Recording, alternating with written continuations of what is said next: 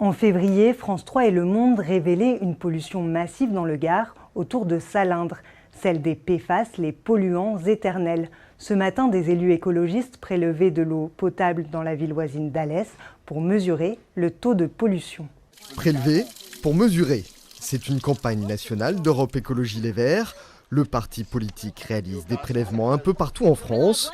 Objectif, analyser les taux d'une vingtaine de PFAS dans l'eau potable, des substances chimiques que l'on appelle aussi les polluants éternels. Il y a un certain nombre d'études qui ont été faites, qui ne sont pas entendues aujourd'hui, mais qui ont clairement montré que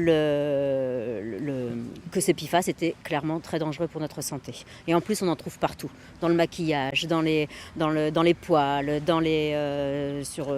partout, dans les fruits et légumes, dans l'alimentation, voilà. Donc c'est extrêmement dangereux. Un prélèvement qui marque aussi le début de la campagne des européennes pour les écologistes.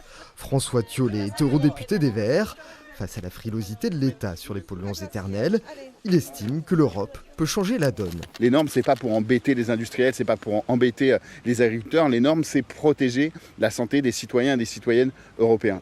Un prélèvement réalisé à Alès, en aval de l'usine chimique de Salindre, l'une des communes les plus polluées d'Europe, bordée de 2 rivières qui emmènent la pollution dans la vallée. Une zone dans laquelle le taux des glioblastomes, un cancer du cerveau virulent, est 3 fois supérieur au reste du Gard, sans qu'un lien avec la pollution n'ait pu être établi.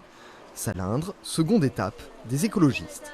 Ça doit être le combat des politiques de manière générale, dans le sens où c'est l'organisation commune de la société, des gens, des Français, de savoir qu'est-ce qu'ils peuvent voir, qu'est-ce qu'on trouve dans les eaux, dans les aliments, comment est gérée ces pollutions, comment les industriels traitent les rejets et comment les autorités surveillent ces pollutions. Une vingtaine de PFAS seront recherchés dans l'échantillon d'eau potable pour des résultats attendus d'ici 15 jours.